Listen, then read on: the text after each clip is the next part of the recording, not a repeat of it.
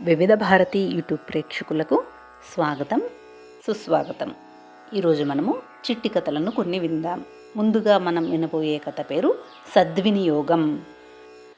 లచ్చయ్య చాలా కష్టించి పొదుపు చేసి లక్షాధికారి అయ్యాడు. వృద్ధాప్యం వచ్చాక రోగాలతో బాధపడుతూ మంచం పట్టాడు.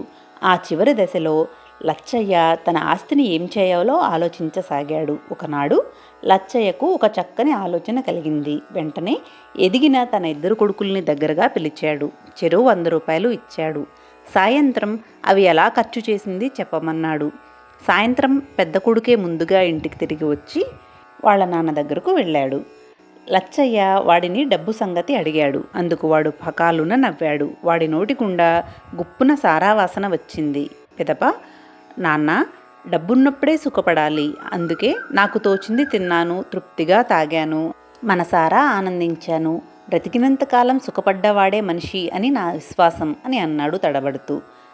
లచ్చయ్య ముఖంలో వికారం కనిపించింది. తిరస్కార భావంతో తన చూపును పక్కకు తిప్పేసుకున్నాడు. ఆ తర్వాత పొద్దుపోయాక చిన్న కొడుకు వచ్చాడు. చిన్న కొడుకు తండ్రి మంచానికి దగ్గరగా వచ్చి కూర్చున్నాడు.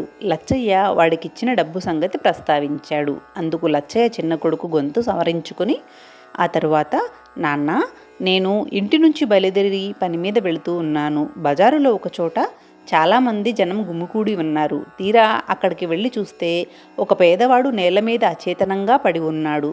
అక్కడ ఎంతోమంది ఉన్నా అందరూ చూస్తూనే ఉన్నారు, కానీ ఎవ్వరూ పట్టించుకోవటం లేదు. నాకు వెంటనే మీరిచ్చిన డబ్బు సంగతి గుర్తుకు వచ్చింది. ఆ పేదవాడిని దగ్గరలో ఉన్న వైద్యుడి దగ్గరకు తరలించాను, చికిత్స చేయించాను.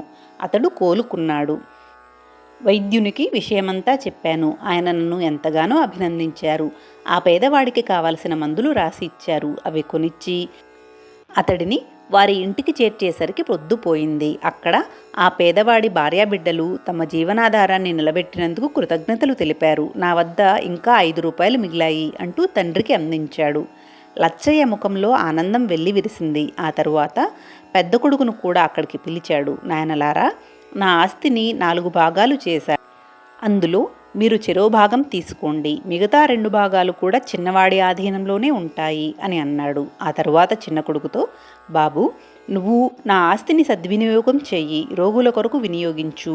నా పేరుతో ఆసుపత్రిని నిర్మించు, పేదలకు వైద్య సహాయం అందించు. అలా చేస్తానని నాకు మాట ఇవ్వు అంటూ చేయి చాచాడు. చిన్నవాడు అందుకు అంగీకరించి తండ్రి చేతిలో చెయ్యి వేశాడు. లచ్చయ్య తృప్తిగా కన్ను మూశాడు. తరువాత మనం వినబోయే కథ పేరు బామ్మ మారింది. 10వ తరగతి చదువుతున్న పవన్ చాలా చురుకైన కుర్రవాడు. మూఢనమ్మకాలంటే పవన్కు అస్సలే గిట్టదు. కానీ వాళ్ళ బామ్మకు ప్రతి విషయంలోనూ పట్టింపులు ఎక్కువ. ఇంట్లోని వాళ్ళందరికీ ఆంక్షలు పెడుతూ ఉంటుంది. అందువల్ల సమయానికి జరగాల్సిన పనులు ఏవైనా సరే సక్రమంగా జరగవు. ఆవిడ చాదస్తం అంటే ఇంట్లో అందరికీ సంకటమే.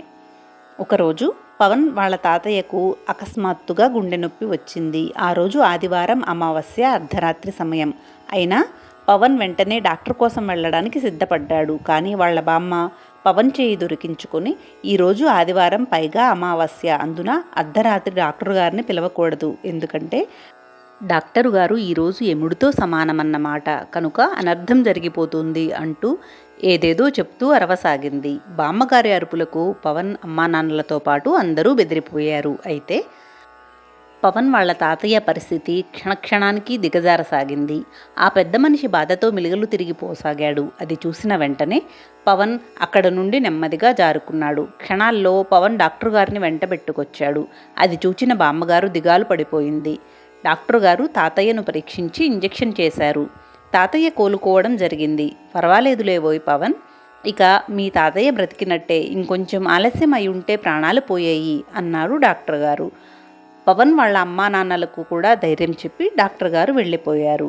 డాక్టర్ గారి మాటలు విన్నాక పవన్ వాళ్ళ బామ్మ, ఒరే నాయన, నీ తెగింపు వల్ల మీ తాతయ్య ప్రాణాలు నిలిచాయి, నా పసుపు కుంకుమలు దక్కాయిరా, ఇక నుంచి నా చాదస్తం వదిలేస్తున్నానురా, రానున్న నీ పుట్టినరోజు పండక్కి నువ్వు కోరుకున్న బహుమానం ఇస్తాలేరా అంటూ పవన్ వీపు నిమిరింది. గండం గడిచినందుకు, బామ్మ చాదస్తం వదిలిపోయినందుకు అందరూ తృప్తిగా గాలి పీల్చుకున్నారు. తరువాత మనం వినబోయే కథ పేరు సేరు బియ్యం పని. సావిత్రమ్మ కష్టపడి పనిచేసి డబ్బు సంపాదిస్తూ తన పిల్లలైన రాము, సోములను చదివిస్తూ ఉండేది. వాళ్ళు బాగానే చదివేవారు, కానీ బాధ్యత తెలియకుండా మసలేవారు. ఒక రోజున తల్లి పంపగా వాళ్ళు ఇద్దరూ దుకాణానికి వెళ్ళి బియ్యం కొన్నారు. దుకాణదారు వాళ్లకు బియ్యాన్ని కాగితం పొట్లంలో కట్టి ఇచ్చాడు. ఆ పొట్లం తీసుకుని ఇద్దరూ కాస్త దూరం వెళ్ళాక రాము సోముతో, దీన్ని మోసుకుని వెళ్ళడం కష్టంగా ఉంది, మనమిద్దరం ఉన్నాం కాబట్టి నేను ఉపాయం చెప్పనా అని అడిగాడు. సోము చెప్పమన్నాడు. నువ్వు కాస్త దూరం వెళ్ళి నిలబడు, నేను ఆ పొట్లాన్ని విసురుతాను, నువ్వు అందుకోవాలి. అప్పుడు నేను కాస్త దూరం వెళతాను, నువ్వు ఆ పొట్లాన్ని విసురు, నేను అందుకుంటాను అన్నాడు రాము. అలాగైతే మనం ఆడుకున్నట్లు అవుతుంది, బరువు తెలియదు, చాలా బాగుంది అన్నాడు సోము ఉత్సాహంగా. అలా ఆడుకుంటూ కొంత దూరం వెళ్ళాక రాము చేతిలోంచి పొట్లం జారి నేల మీద పడిపోయింది. వారు దాన్ని కిందకు వంగి తీసుకునేలోగా 4 కుక్కలు ఆ పొట్లం మీద దాడి చేశాయి. రాము, సోము ఏడుస్తూ ఇంటికి వెళ్ళి జరిగింది చెప్పారు తల్లికి. సావిత్రమ్మ మండిపడి, దిక్కుమాలైన వెధవల్లారా, నిక్షేపం లాంటి సేరు బియ్యం నేలపాలు చేశారు కదరా, ఈ రోజుకు వంట లేదు, అవతలకు పొండి అని వాళ్లను కర్రతో కుట్టి బయటకు తరిమివేసింది. అన్నదమ్ములిద్దరూ ఏడుస్తూ ఊరి మధ్యన కూర్చున్నారు. బడిపంతులు శంకరం అలా వెళుతూ వాళ్లను చూసి ఆశ్చర్యపడి వాళ్ల దుఃఖానికి కారణం ఏమిటి అని అడిగాడు. సేరు బియ్యం కోసం కన్నబిడ్డల్ని ఇంటిలో నుంచి గెంటేస్తుందా? మా ఇంటికి రండి, మీకు ఆ బియ్యం నేను కొలిచి ఇస్తాను అంటూ శంకరం మాస్టారు వాళ్లను తన ఇంటికి తీసుకుని వెళ్లారు. శంకరం మాస్టారు ఆ అన్నదమ్ములిద్దరికీ ఇటుకల గుట్టను చూపించి, మీరిద్దరూ చకచకా ఇటుకల్ని మా ఇంటి పెరటిలోకి మార్చండి, ఈలోగా నేను మీకు బియ్యం కొలిసి ఉంచుతాను అని లోపలికి వెళ్ళాడు. రాము, సోములు ఉత్సాహంగా ఇటుకలను లోపల చేర్చసాగారు. కాసేపటికి వాళ్ల చేతులు నొప్పి పెట్టాయి. అయినా తప్పదు కాబట్టి గంటన్నర సేపు కష్టపడి ఇటుకలన్నీ లోపలకు చేర్చి శంకరం మాస్టార్ని పిలిచారు. ఆయన వచ్చి వాళ్లకు సేరు బియ్యాన్ని పొట్లాంగా కట్టి ఇచ్చి, ఇంకెప్పుడైనా ఇలా ఏమైనా కావాలంటే మా ఇంటికి రండి, మీ చేత ఇలాంటి చిన్న పనులు చేయించుకొని మీకు కావలసినది ఇస్తాను అని అన్నాడు. వెంటనే రాము, సోములు ఆశ్చర్యంగా, మా చేతులు నొప్పి పెట్టాయి, గంటన్నర సేపు ఆగకుండా పనిచేసి అలసిపోయాం, ఇది చిన్న పనా అని అన్నారు. సేరు బియ్యానికి ఇది చిన్న పనే, మరి కావాలంటే మీ అమ్మని అడగండి, సేరు బియ్యానికి ఎంత పని చేయాలో అన్నారు శంకరం మాస్టారు. అన్నదమ్ములిద్దరూ ఆశ్చర్యపడి ఆ పొట్లం తీసుకుని ఇంటికి వెళ్ళి తల్లికి జరిగింది చెప్పారు. అప్పుడు సావిత్రమ్మ వాళ్ళిద్దరినీ దగ్గరగా తీసుకుని, మీకోసం నేనెంత కష్టపడుతున్నానో అర్థం కావాలని మీ పంతులు గారు మీ చేత ఆ పని చేయించారు. నిజానికి సేరు బియ్యం కావాలంటే మీరు చేసిన దానికి రెట్టింపు పని చేయాలి. అయినా మీరు ఇప్పుడు ఏ పనిని చేయనక్కర్లేదు, నా కష్టాన్ని అర్థం చేసుకుని బుద్ధిగా ఉంటూ శ్రద్ధగా చదువుకుంటే చాలు అని అంది. రాము, సోములు ఆ తర్వాత మరెన్నడూ తల్లి మనసుకు కష్టాన్ని కలిగించే పనులు చేయలేదు. తరువాత మనం వినబోయే కథ పేరు చెడు స్నేహం. రాజారావుకు ఒక్కగానొక్క కొడుకు, అతని పేరు శేఖర్. 10 ఏళ్ల శేఖర్ ఎప్పుడూ సుమన్ వెంటే తిరుగుతూ ఉండేవాడు. సమయానికి బడికి వెళ్ళేవాడు కాదు, వేళకు ఇంటికి వచ్చేవాడు కాదు, ఏమి చేస్తున్నాడో అంతుపట్టేది కాదు. రాజారావుకు సుమన్ మీద మంచి అభిప్రాయం లేదు. అందుకే శేఖర్ను పిలిచి, చూడు బాబు, నువ్వు చెడువారి స్నేహంతో కాలం గడిపేస్తే ఎప్పుడో ఒకరోజు పెద్ద దెబ్బ తినాల్సి వస్తుంది, ఆ తరువాత విచారించి లాభం లేదు, అందుకే సుమన్తో స్నేహం చేయడం మానేయి అని చెప్పాడు. కానీ శేఖర్ తండ్రి మాటలను పెదచెవిన పెట్టాడు. ఇద్దరూ కలిసి చెడు పనులన్నీ చేసేవారు. ఆ ఊళ్ళోని పెద్ద హోటల్కు వెళ్ళి ఏదో తిని వస్తూ టేబుల్ మీద స్టీలు చెంచాలు, గ్లాసులు తీసుకురావడం అంటే వాళ్ళిద్దరికీ భలే సరదాగా ఉండేది. కొంతకాలం గడిచింది. ఒకరోజు ఇద్దరూ అలవాటు ప్రకారం హోటల్లో టిఫిన్ తిని చెంచాలు, గ్లాసులు జేబులో కుక్కుని బిల్లు కోసం ఎదురు చూడసాగారు. అదే సమయంలో సర్వరు కుర్రాడు తెచ్చిన బిల్లును చూసి వారు తెల్లబోయారు. బిల్లు 100 రూపాయలు. ఇద్దరూ లేచి వెళ్ళి హోటల్ యజమానిని ప్రశ్నిస్తే ఆయన, మీరు తిన్న టిఫిన్తో పాటు మీరు దొంగతనంగా జేబులో వేసుకున్న చెంచాలు, గ్లాసుల తాలూకు బిల్లు కూడా కలిపాం, మర్యాదగా ఇస్తారా లేదా అంటూ సర్వర్లకు సైగ చేశాడు. వాళ్ళు ఇద్దరి మీద పడి జేబుల్లోని వస్తువులు బయటకు తీశారు. అది చూసి అక్కడున్న వాళ్ళు తలా ఒక మాట అన్నారు. తన్నమని ఒకరంటే పప్పు రుబ్బించమని మరికొందరు, పోలీసులకు పట్టించమని కొందరు సలహా ఇచ్చారు. హోటల్ యజమాని ఎంతో కాలంగా సాగుతున్న వాళ్ల దొంగతనాన్ని శాశ్వతంగా మాన్పించాలని అనుకున్నాడు. సర్వర్లకు ఆదేశాలిచ్చాడు. అయితే వెంటనే వాళ్ళు ఇద్దరినీ తన్నుకుంటూ లోపలికి లాక్కెళ్ళి అంట్లు తోమించారు, పిండి రుబ్బించారు. రాత్రి అయ్యాక పోలీసులకు పట్టించారు. లాకప్పులోకి వెళ్ళాక ఇద్దరూ శత్రువులైపోయి తిట్టుకుని కొట్టుకున్నారు. తెల్లవారిపోయింది. శేఖర్ తండ్రి రాజారావు వచ్చి ఇద్దరినీ విడిపించి, ఇకనైనా మీ తెలివితేటల్ని చదువు కోసం ఉపయోగిస్తే మంచిది, నడవండి అని అన్నాడు. అప్పటి వరకు చెడు పనుల్లో స్నేహంగా ఉన్న ఆ ఇద్దరు ఆ తరువాత చదువులో శత్రువులైపోయి మంచి మార్కులకై పోటీ పడసాగారు. బుద్ధిగా చదువుకుంటూ పెద్దల మన్నల్ని పొందసాగారు. తరువాత మనం వినబోయే కథ పేరు శుచి శుభ్రత. రామనాథం ఆ ఊర్లో పేరుమోసిన లాయరు. వాళ్ళ చిన్న అబ్బాయే వంశీధర్. 8 ఏళ్ల వంశీకి ఏ పని చేసినా శ్రద్ధ ఎక్కువ. గత కొన్నాళ్లుగా వాడికి వాళ్ళ ఇల్లు శుభ్రంగా ఉంచాలన్న తపన ఎక్కువైపోయింది. తమ ఇంటికి ఎవరొచ్చినా ఆ శుచి శుభ్రతల్ని చూసి ఆశ్చర్యపోవాలని, అందుకు కారణం ఎవరని అడిగినా వాళ్ళు తన పేరు చెప్పాలని, అది విని తాను మురిసిపోవాలని వంశీకి కోరిక. ఉదయం బడికి వెళ్లే ముందు, సాయంత్రం బడి నుండి వచ్చాక ఇల్లు సర్దడం అలవాటు చేసుకున్నాడు. ఏ వస్తువు ఎక్కడ ఉండాలో అక్కడే సర్దేవాడు. అన్నయ్య కానీ, అక్కయ్య కానీ, అమ్మ కానీ వంశీ ఇష్టానికి వ్యతిరేకంగా మెదిలేవారు కాదు. వంశీకి అంతా బాగానే ఉంది, కానీ ఒక్కటే ఒక్క చిక్కు సమస్య వచ్చి పడింది. అదేమంటే వాళ్ళ నాన్నగారు చెప్పులను తొడుక్కుని వచ్చి ముందు గదిలో వదిలేవారు. దాంతో ఆ గది అందమంతా చెడిపోయిందని వంశీ అభిప్రాయము. ఒకరోజు వంశీ అమ్మ దగ్గరకు వెళ్ళి, అమ్మ, నాన్నగారు అస్తమానం చెప్పుల్ని గది బయట కాక గదిలోకి తేవడం బాగాలేదు, ఓసారి ఈ విషయం చెప్పు అంటూ బతిమలాడాడు. ఆవిడ భయపడిపోయి, అదేదో నువ్వే చెప్పు నాయనా, నా వల్ల కాదు అని అంది. అన్నయ్య, అక్కతో కూడా ఈ విషయం ప్రస్తావించాడు వంశీ. వాళ్ళు కూడా భయంతో తప్పుకున్నారు. వంశీ తీవ్రంగా ఆలోచించసాగాడు. ఎలాగైనా నాన్నగారు చెప్పుల్ని లోనికి తీసుకురాకూడదు. వెంటనే వాడికి ఒక ఉపాయం తట్టింది. ఓ పెద్ద అట్టముక్క సంపాదించి దానిమీద స్కెచ్ పెన్నుతో చక్కగా పెద్దగా దయచేసి చెప్పులు గదిలోనికి తేకూడదు అని రాసి ఆ బోర్డును వాళ్ళ నాన్న రామనాథం గారు చెప్పులు విడిచే చోట తగిలించాడు. రామనాథం అలవాటు ప్రకారం చెప్పులు గదిలో విడుస్తూ బోర్డును చూసి చదివి ఆశ్చర్యపోయారు. వెంటనే భార్యను పిలిచి, ఎవరు ఈ బోర్డును తగిలించింది అని అన్నారు. ఆవిడ సమాధానం చెప్పలేదు. కానీ అంతలోనే ధైర్యంగా వంశీ తండ్రి దగ్గరకు వెళ్ళి, ఆ బోర్డును తగిలించింది నేనే నాన్నగారు అన్నాడు. రామనాథం వంశీని లేవనెత్తి, ఒరే బాబు, నీ ధైర్యానికే కాదు, నీవు చెప్పక చెప్పిన తీరుకు గర్వపడుతున్నాను అంటూ ప్రేమతో తల నిమిరాడు. తరువాత చెప్పుల్ని గది బయట మొదటిసారిగా విడిచి వచ్చాడు తండ్రి. అది చూచిన వంశీ ఆనందంతో వెళ్ళి బోర్డును తీయబోయాడు. రామనాథం వారిస్తూ, ఒరే బాబు, ఆ బోర్డు అలాగే ఉండని, నేనే కాదు మరెవరైనా ఈ బోర్డును చూసి చెప్పుల్ని లోనికి తీసుకురావడం మానేస్తారు అన్నాడు నవ్వుతూ. ఆయన నవ్వుతో ఆ మాటలు విన్న సభ్యులందరూ పాలు పంచుకున్నారు. వంశీ తన ఉపాయం ఫలించినందుకు ఎంతో సంతోషించాడు. తాను కోరుకున్నట్లే ఆ ఇంట్లో శుచి శుభ్రతకి తానే కారణమని అందరికీ తెలిసిపోయింది. అందరూ అదే క్రమశిక్షణకు అలవాటు పడిపోయారు. తరువాత మనం వినబోయే కథ పేరు అమ్మ మాట. ఖరీదైన వస్తువులు నాణ్యంగా ఉంటాయని, ఎక్కువ కాలం మన్నుతాయన్నది 25 ఏళ్ల శేషు నమ్మకం. చెప్పులు పాతబడిపోయాయని ఒకరోజు బజారుకు వెళ్ళి కొత్తవి కొని తెచ్చాడు శేషు. ప్యాకెట్టు విప్పి కాసేపు పరిశీలించి చూసుకొని తృప్తిపడి మురిపెంగా చూసుకున్నాడు. వాటిని వేసుకొని అటు ఇటూ తిరిగాడు. అది గమనించిన తల్లి మీనాక్షమ్మ, ఏమిట్రా అవి?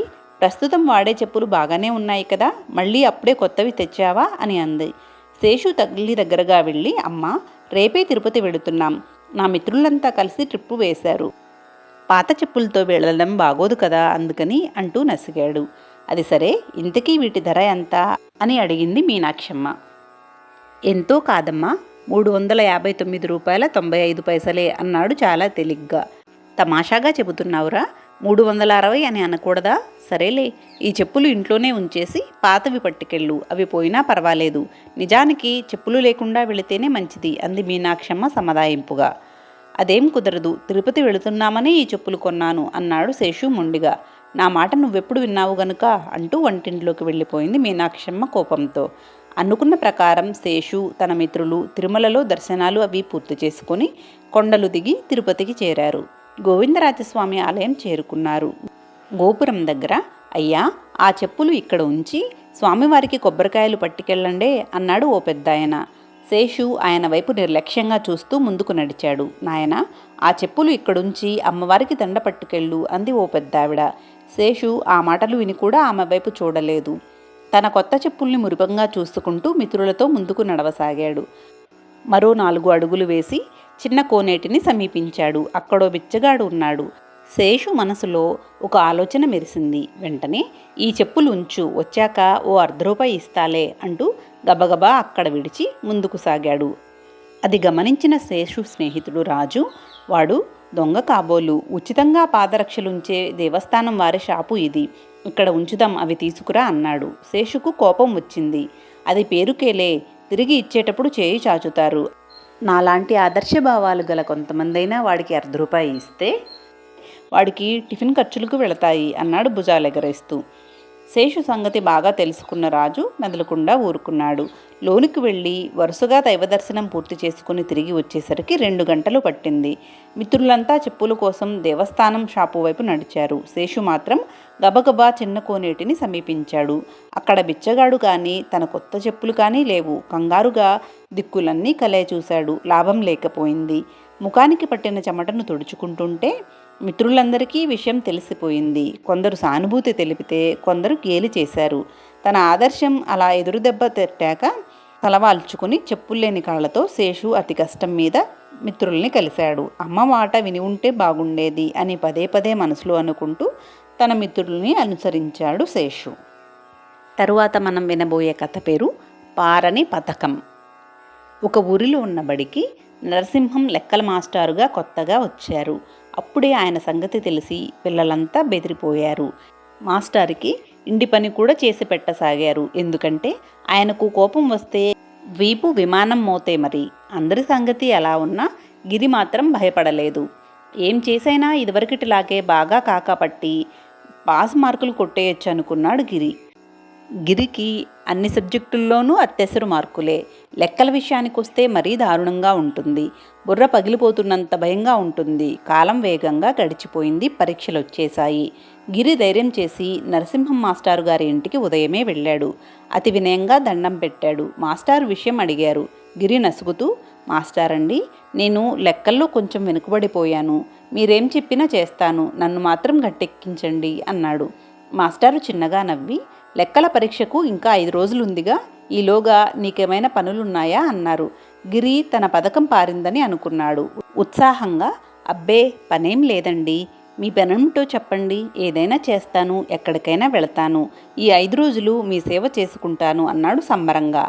మాస్టారి ముఖం ఎర్రబారింది. గుడ్లురిమి చూశారు. చూడు, ఎక్కడికి వెళ్ళొద్దు, ఏ సేవ అవసరం లేదు, నీకు వేరే పని లేదు గనుక ఈ 5 రోజులు రాత్రనక పగలనక బుద్ధిగా ఒళ్ళు దగ్గరుంచుకుని లెక్కలు చెయ్యి, లేదంటే నీ వీపు విమానం మోతే నీవు తప్పడం ఖాయం అంటూ గద్దించాడు. గిరి పథకం పారలేదు. తన పప్పులేం ఉడకలేదు. మాస్టారు మాటలకు నిజంగానే భయమేసింది. 5 రోజులు బుద్ధిగా శ్రద్ధగా లెక్కలే చేశాడు. పాసు మార్కులతో ఎలాగోలా గట్టెక్కేశాడు. అంతటితో గిరిలో మార్పు కలిగి కష్టపడి చదవడం ప్రారంభించి విజయాలు సాధించాడు. తరువాత మనం వినబోయే కథ పేరు తండ్రి మాట. సుకుమార్ విచారంగా ఉన్నాడు. కారణమేమిటో తెలియదు. సమయం వస్తే తనే చెబుతాడని వేచి ఉన్నాడు వాళ్ళ నాన్న వామనరావు. అంతలో, ఒరేయ్ సుకుమార్, త్వరగా పద, బస్సు బయలుదేరే టైం అయింది అంటూ హడావుడిగా పరుగెత్తుకొచ్చాడు హరి. తనతో డిగ్రీ చదువుతున్న సుకుమార్ క్లాస్మేట్ అతను. ఎక్కడికి అబ్బాయి వెళ్ళాలి అన్నాడు వామనరావు కుతూహలంగా. మరేం లేదు బాబాయ్, జాతీయ సేవా పథకం క్యాంపుకు వెళ్ళాలి. అది అయ్యాక మాకు సర్టిఫికెట్ ఇస్తారు అన్నాడు హరి సంబరంగా. అది చూసి సుకుమార్కు దుఃఖం కోపం ముంచుకు వచ్చాయి. ఏం క్యాంపులో నాన్నగారు, ఎప్పుడూ నన్ను కంచాలు కడగమంటారు, గిన్నెలు తోమమంటారు. ఆ పనంటే నాకు అస్సలు నచ్చదు, అందుకే నేను వెళ్ళను అంటూ ఇంటి కప్పు ఎగిరిపోయేంత గట్టిగా అరిచాడు. వామనరావు కాసేపు కొడుకు మాటలు విని తెల్లబోయాడు. పెదప తేరుకుని, సుకుమార్, ఏ పని చేసినా శ్రద్ధగా చేయాలి, అందుకే షిరిడీ సాయిబాబా శ్రద్ధ సాబూరి అన్నారు. గాంధీజీ డిగ్నిటీ ఆఫ్ లేబర్ అన్నారు. నిజానికి అంతమంది తిన్న కంచాలు గిన్నెలు కడిగే నువ్వే అందరికంటే గొప్పవాడివి. అలాంటి అవకాశం ఇచ్చిన మీ మాస్టరుకి ధన్యవాదాలు చెప్పాలి అన్నారు బుజ్జగిస్తూ. తండ్రి మాటలు మంత్రాల్లా పనిచేశాయి. సుకుమార్ ఎంతో ఉత్సాహంగా లేచి క్షణాల్లో తయారయ్యి తండ్రి ఆశీస్సులు తీసుకుని బయలుదేరాడు. వామనరావు కొడుకునే గర్వంగా చూస్తూ ఉండిపోయాడు. అవును, చిన్న పనిని కూడా పెద్ద మనసుతో చేయమని భగవద్గీత చెబుతోంది. తరువాత మనం వినబోయే కథ పేరు చిట్టిబాబు చిట్కా. చిట్టిబాబు వాళ్ళ నాన్నతో గుడికి వెళ్ళాడు. చెప్పులు విడిచి కాళ్ళు చేతులు కడుక్కొని గుడి చుట్టూ ప్రదక్షిణలు చేశాడు. దర్శనం చేసుకున్నారు. దండాలు పెట్టారు. తీర్థప్రసాదాలు తీసుకున్నారు. ఓ పక్కన కాసేపు కూర్చుని బయటకు వచ్చారు. దానికంతా ఓ పావుగంట గడిచింది. తీరా వచ్చాక చూస్తే వాళ్ళ నాన్న చెప్పులు కనబడలేదు. అతను కంగారుగా అంతటా వెతికాడు. ఏడుపొచ్చింది.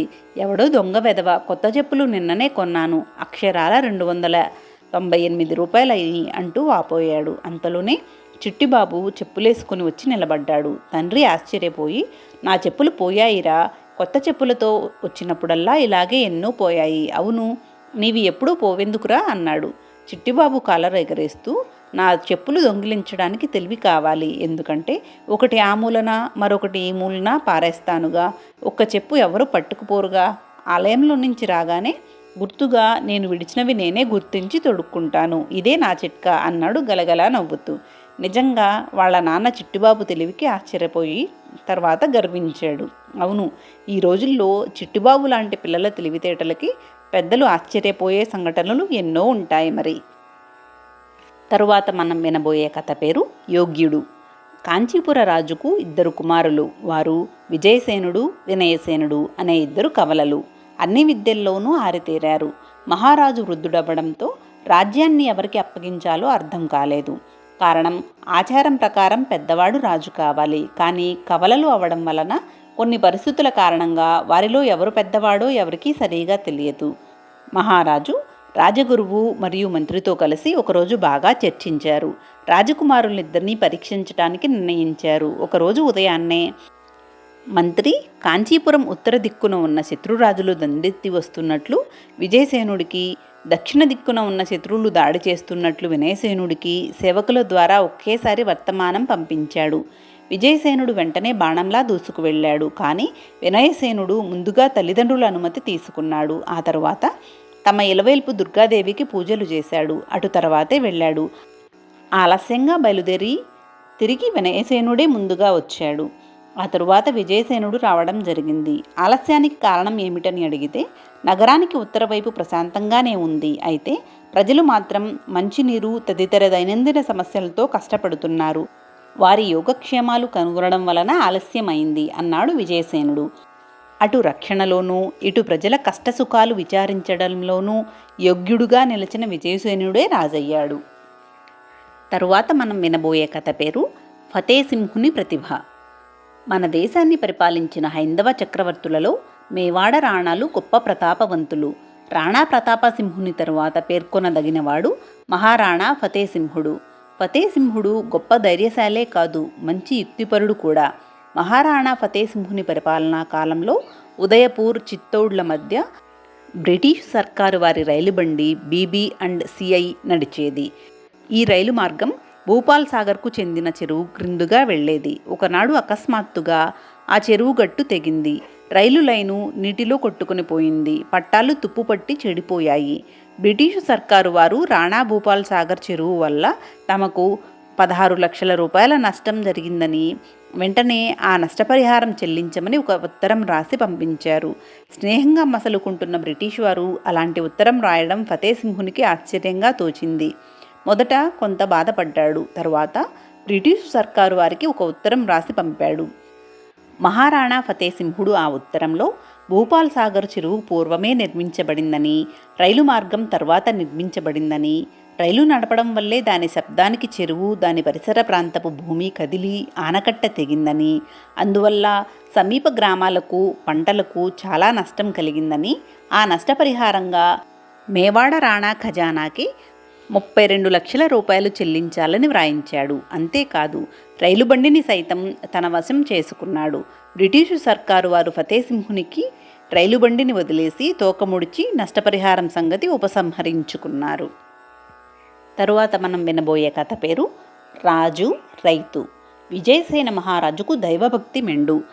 ప్రజా సమస్యలను పట్టించుకోకుండా ఎక్కువ దైవ సన్నిధిలోనే కాలం గడిపేవాడు. ఒకనాడు రాజు దినమంతా కొండమీది దేవాలయంలో గడిపి సాయంత్రం గుర్రం మీద అంతఃపురానికి తిరిగి వస్తూ ఉన్నాడు. దారిలో ఒక రైతు విచారంగా పొలం నుండి తిరిగి వస్తూ కనిపించాడు. రాజుగారు గుర్రం దిగి, ఓ రైతు, నేను మీ రాజును, ఇప్పుడే దేవుణ్ణి ప్రార్థించి వస్తున్నాను. ఏం కావాలో కోరుకో, త్వరలో నాకు దర్శనం ప్రసాదించి దేవుణ్ణి ప్రార్థించి నీ కష్టాలు తీర్చుతాను అన్నాడు. రైతు నవ్వి, మహారాజా, మీకు దేవుడు కనిపించినప్పుడు కదా నా కష్టం తీరేది, మీరు అడుక్కునే కదా నాకు ఇచ్చేది. నిజానికి మనకు దేవుడు ఇవ్వాల్సినవన్నీ ఇచ్చేశాడు. అదే ఏ పనైనా చేసుకుని బతకడానికి ఇచ్చిన 2 చేతులు, ఎక్కడికైనా నడిచి వెళ్ళడానికి ఇచ్చిన 2 కాళ్ళు, ఆలోచించడానికి బుద్ధి, చూసేందుకు 2 కళ్ళు. మనం అవి మర్చిపోయి ప్రతిదానికి దేవుడి మీద ఆధారపడడం సరైన పద్ధతి కాదు. ఎవరి కర్తవ్యం ధర్మం వారు నిర్వర్తిస్తే చాలు అన్నాడు. రైతు చెప్పిన దాంట్లోని నిజాన్ని గ్రహించిన రాజు గుర్రం ఎక్కి వెళ్ళిపోయాడు. ఆ మరునాటి నుండే వినయసేనుడు ప్రజా సమస్యల పట్ల శ్రద్ధ చూపి పరిష్కరించసాగాడు. తరువాత మనం వినబోయే కథ పేరు తొందరపాటు. ఒకసారి ధర్మవరంలో పిల్లలను దొంగలు ఎత్తుకుపోసాగారు. ఊరంతా ఆందోళనతో నిండిపోయింది. యువకులంతా కర్రలు పట్టుకొని గస్తీ తిరగసాగారు. పెద్దలంతా శ్రద్ధతో కనిపెట్టసాగారు. అయినా పిల్లల్ని మభ్యపెట్టి మాయ చేసి ఎత్తుకుపోవడం గత నెల రోజులుగా సాగుతూనే ఉంది. అమాయకులైన పిల్లలను దొంగలించడం బాధాకరమైన విషయం. అందుకే కొత్వాలు చాలా కోపంతో ఉన్నాడు. ఒకరోజు ఊరికి మధ్యనున్న ధర్మసత్రం దగ్గర యువకుల మోక ఒక దొంగను పట్టుకున్నారు. ఆ దొంగ ముద్దులకే ఒక చంటివాడికి మిఠాయిలు ఇస్తూ చిక్కిపోయాడు. దొంగని పట్టుకొచ్చి కొత్వాలకు అప్పచెప్పారు యువకులు. అప్పటికే ఆగ్రహావేశాలతో ఉన్న జనం దొంగను కొట్టారు, తిట్టారు. అతడి స్థితి దయనీయంగా ఉంది. అయినా కఠినంగా శిక్షించమని కొత్వాలును తొందరపెట్టారు. కానీ కొత్వాలు తొందరపడలేదు. పైగా నేరం విచారించినదే రుజువు కానిదే దోషిని శిక్షించడం మహాపాపం. మీ ధర్మం మీరు నెరవేర్చారు, ఇక నా ధర్మం నేను నెరవేర్చాలి అన్నాడు సమదాయింపుగా. ఆ తరువాత దొంగను విచారించాడు కొత్వాలు. అందుకు దొంగ, అయ్యా, నేను ఈ ఊరి వాడిని కాను. మా ఊరు గోవిందగిరి. నిన్నటి శుక్రవారం రాత్రి నేను ఇక్కడికి చేరుకున్నాను. కృష్ణాపురం వెళుతూ రాత్రి ఈ ఊరి సత్రంలో బస చేశాను. ఈ ఉదయమే ప్రయాణానికి సిద్ధమవుతూ ఉండగా ఈ దుర్ఘటన జరిగింది అన్నాడు దీనంగా. చంటివాడికి మత్తుమందు కలిపిన మిఠాయి ఎందుకు ఇచ్చావు అని అడిగాడు కొత్వాలు. అయ్యా, నేను కృష్ణాపురం వెళ్ళడానికి జట్కా బండిని ఖరారు చేసుకున్నాను. అందుకు జట్కావాడు తన కూలి డబ్బులు ముందుగానే ఇమ్మన్నాడు. నా దగ్గర చిల్లర లేదు. బండివాడి దగ్గర కూడా చిల్లర లేకపోయింది. నేను సత్రం ముందే ఉన్న దుకాణానికి వెళ్ళాను. దుకాణందారు ఏదైనా కొంటే కానీ చిల్లర ఇవ్వరన్నాడు. చిల్లర కొరకు మిఠాయి కొనక తప్పలేదు. అయితే ఈరోజు శనివారం నాకు ఉపవాసం. మిఠాయి తినడానికి వీలు లేదు. దానిని రేపటిదాకా ఉంచుకుని తినటం నాకు ఇష్టం లేదు. అందుకే మిఠాయి పిల్లలకి ఎవరికైనా ఇవ్వాలని అనిపించింది. నాకు పిల్లలంటే వల్లమాలిన ప్రేమ. అటూ ఇటూ చూశాను. అంతలో ఒక పిల్లవాడు కనిపించాడు. మిఠాయి చేతిలో పెట్టాను. ముందుకు సాగాను. అంతలో ఈ యువకులు నన్ను పట్టుకున్నారు. నా మాట వినిపించుకోకుండా నన్ను కొట్టారు, తిట్టారు, పట్టి ఇక్కడకు తీసుకువచ్చారు. పుణ్యానికి పోతే పాపమే ఎదురయ్యింది. ఆ మిఠాయిలో మత్తుమందు లేదు. దయచేసి పరీక్షించండి, నన్ను క్షమించండి, రక్షించండి అన్నాడు నిందితుడు ఏడుస్తూ. కొత్వాలు ఆ మిఠాయిని ఒక కుక్కకు తినిపించాడు. కొద్దిసేపు నిరీక్షించాడు. దానికేమీ కాలేదు. అది ఉత్సాహంగా అక్కడి నుండి పరుగు తీసింది. మిఠాయిలో మత్తు లేదని జనం ఒప్పుకున్నారు. యువకులు తమ తొందరపాటుకు బాధపడ్డారు. కొత్వాలు నిందితుణ్ణి క్షమించి వదిలివేశాడు. తరువాత మనం వినబోయే కథ పేరు గురుదక్షిణ. పూర్వం గోదావరి నదికి చేరువలో సదానందుల వారి గురుకుల పాఠశాల ఉండేది. ఆ పాఠశాలలో శివుడు అనే ఒక షావుకారు కొడుకు, గోపాలుడు అనే ఓ రైతు కొడుకు విద్యనభ్యసిస్తూ ఉండేవారు. కొంతకాలానికి శివుడు, గోపాలుడు తమ జీవితాలకు అవసరమైనంత చదువు పూర్తి చేసి తమ ఇళ్లకు బయలుదేరారు. అప్పుడే గురువుగారైన సదానందుల వారు వారిద్దరినీ దగ్గరకు పిలిచి, నాయనలారా, విద్య పూర్తి చేసుకుని వెళ్ళేవారు గురువుగారికి గురుదక్షిణగా ఏదైనా సమర్పించుకోవటం చానాళ్లుగా వస్తున్న సదాచారము. అయితే మీదంటూ ప్రస్తుతం మీ దగ్గర లేదు కనుక మీరిప్పుడే దక్షిణగా ఏమీ ఇవ్వక్కర్లేదు. కానీ 1 సంవత్సరంలోగా మీరిద్దరూ వచ్చి మీకు తోచింది సమర్పించుకుని వెళ్ళవచ్చు అన్నాడు. అందుకు శివుడు, గోపాలుడు సమ్మతించి గురువు వద్ద సెలవు తీసుకుని వెళ్ళిపోయారు. ఏడాది గడుస్తూ ఉండగా వారిద్దరూ ఆశ్రమానికి తిరిగి వచ్చి సదానందుల వారికి పాదాభివందనం చేశారు. శివుడు తాను తెచ్చిన పట్టు వస్త్రాల్ని సమర్పించి, ఇంతకాలం నేను వ్యాపారం చేసి సంపాదించిన దాంట్లో నుంచి వీటిని కొని తెచ్చాను. దయతో వీటిని గురుదక్షిణగా స్వీకరించండి అన్నాడు. సదానందుల వారు ఎంతో సంతోషించారు. అయితే గోపాలుడు చిన్నబోయి, గురుదేవా, ఒట్టి చేతులతో వచ్చిన నన్ను క్షమించండి.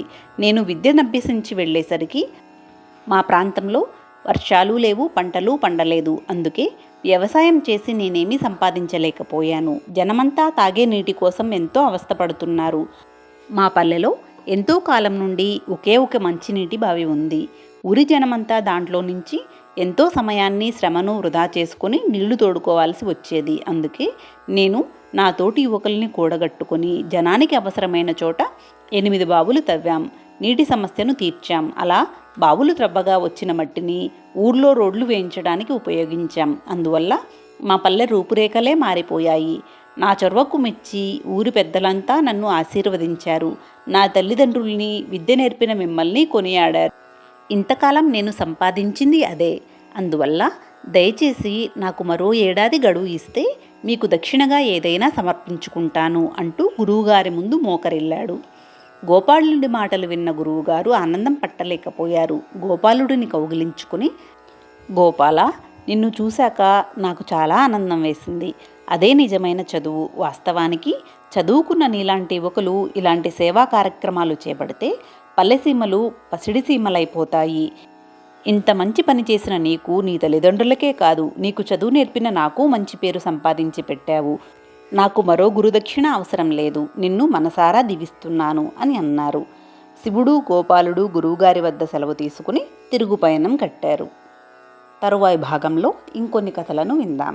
సర్వే జనా సుఖినో భవంతు. లోకా సమస్తా సుఖినో భవంతు. ఓం శాంతి శాంతి శాంతి.